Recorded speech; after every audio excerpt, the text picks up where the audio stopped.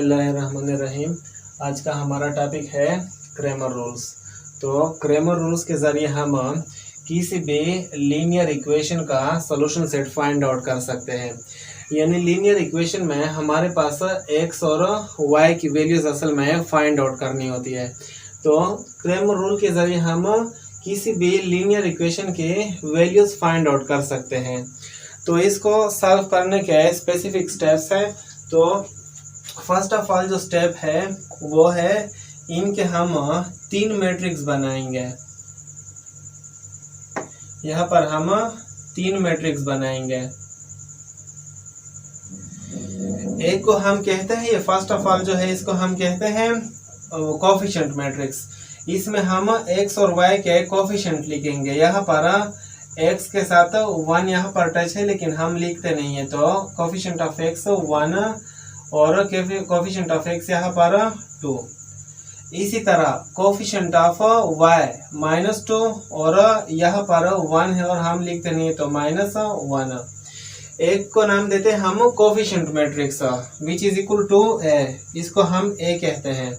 Second है variable matrix. इसमें जो वेरिएबल इस्तेमाल हुए हैं उसको हम लिखते हैं एक्स और वाई।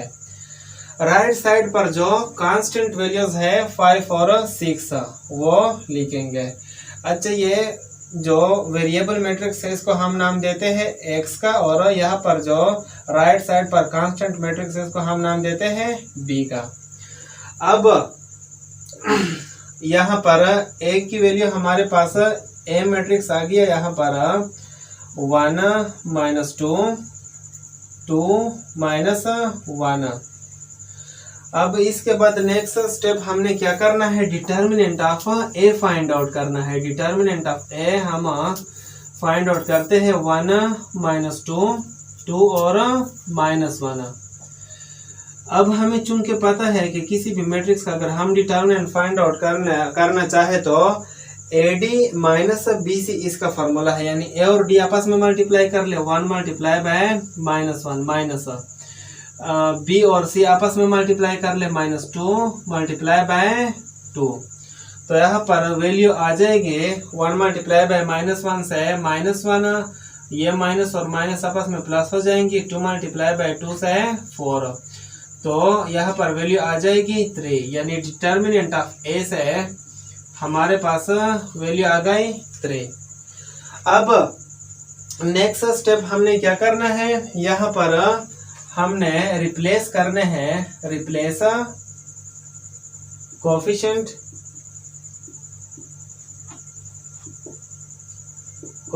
Of x. यहाँ पर कोफिशिएंट ऑफ एक्स 1 और 2 है, इसको हमने रिप्लेस करना है बाय 5 और 6, बाय 5 एंड 6। यहाँ पर राइट साइड पर जो भी मैट्रिक्स आता है यानी मैट्रिक्स बी, उससे हम रिप्लेस करेंगे कोफिशिएंट ऑफ एक्स को। तो यहाँ पर उसको नाम देंगे हम ए एक्स। अगर कोफिशिएंट ऑफ एक्स रिप्लेस करने हैं तो यहाँ पर ए एक्स आ जाएगा। अगर कोफिशिएंट ऑफ वाई रिप्लेस करने हो तो ए वाई आ जाएगा। तो यहाँ पर मैट्रिक्स आ जाएगा कोफिशिएंट ऑफ एक्स, यहाँ पर 1 और 2 है उसको हम 5 और 6 से रिप्लेस करते हैं। तो यहाँ पर आ जाएगा -2 और -1। इसके बाद हमने करना क्या है, इसका डिटर्मिनेंट लेना है, यानी ए एक्स का डिटर्मिनेंट। तो यहाँ पर आ जाएगा 5 - 2 6 -1। तो ये बराबर आ जाएगा A x determinant will be equal to AD, यानी 5 × -1 और -BC यानी -2 × 6। तो यहाँ पर वैल्यू आ जाएगी 5 × -1 से -5 और माइनस माइनस प्लस हो जाएगा, 2 × 6 है 12। तो ए एक्स की वैल्यू यहाँ पर आ जाएगी 12 - 5 से 7 आता है।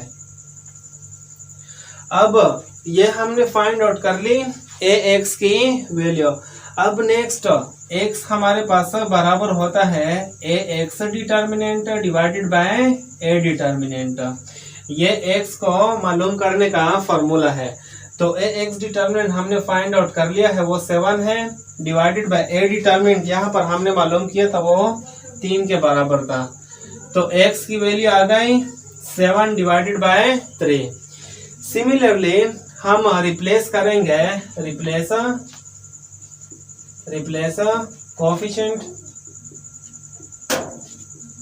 कोफिशिएंट ऑफ y बाय, जिस तरह यहाँ पर हमने कोफिशिएंट ऑफ x रिप्लेस किए थे बाय 5 and 6, इसी तरह हम कोफिशिएंट ऑफ y रिप्लेस करेंगे bye 5 and 6।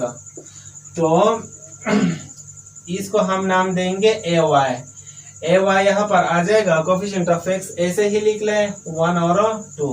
Coefficient of y यहाँ पर -2 और -1 है, इसकी जगह 5 और 6 लिख ले, 5 और 6। तो अगला स्टेप उसी तरह है, यानी ay का डिटर्मिनेंट ले लें, ay का डिटर्मिनेंट ले लें। तो ay डिटर्मिनेंट से हमारे पास वैल्यू आ जाएगी 1 5 2 6। तो ay determinant will be equal to ad minus b, यानी 1 multiply by 6 minus 5 multiply by 2। तो इससे वैल्यू आ जाएगी 1 मल्टीप्लाई बाय 6 से 6 आता है और 5 मल्टीप्लाई बाय -5 मल्टीप्लाई बाय 2 से -10। तो यहाँ पर 6 - 10 से -4, यानी ay डिटर्मिनेंट की वैल्यू हमारे पास आ गई -4। अब नेक्स्ट हमने क्या करना है, y की वैल्यू हमारे पास इक्वल होती है ay determinant divided bye a determinant. अब हमने यहाँ पर y की वैल्यू भी मालूम कर ली है, वो -4 के बराबर है, और a डिटर्मिनेंट हमने शुरू में मालूम की थी, वो थी 3। तो y की वैल्यू यहाँ पर आ गई -4 डिवाइडेड बाय 3। तो इस तरह हम किसी भी लीनियर इक्वेशन के वैल्यूज फाइंड आउट कर सकते हैं बाय क्रेमर रूल्स।